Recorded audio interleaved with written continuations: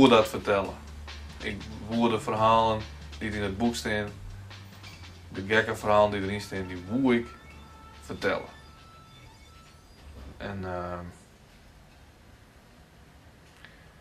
En ik wil mooie verhalen vertellen om mensen ons een advies aan om van belachelijke dingen te genieten op een hele relaxte manier.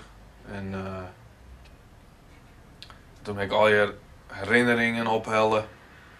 En dat is weer echt een plezier om te scrollen. Ja. De leukste reactie die ik op het boek gewoon heb, kwam van een vrouw die heet Jannie Bos in het tijdschrift BN. Of Hoyt de Mem. Dat zijn periodieken van AFOEK. En dan mocht een lezer een boek onderdragen dat hij of zij leuk vond en daarover vertellen waarom. En toen heeft zij mijn boek uitgekozen. En wat zei ze erover?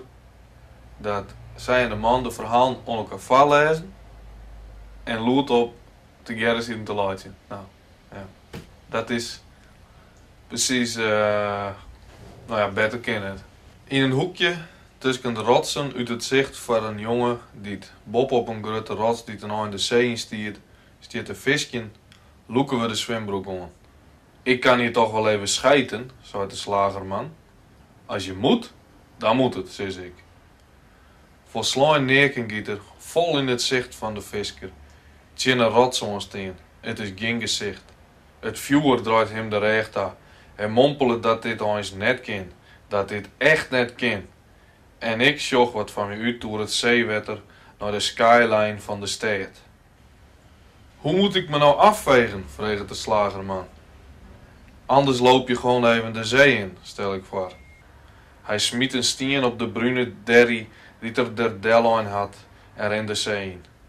Ik vind dat het zo net kan en smiet handenvol lietse stenen op de hoop om die net meer te zien.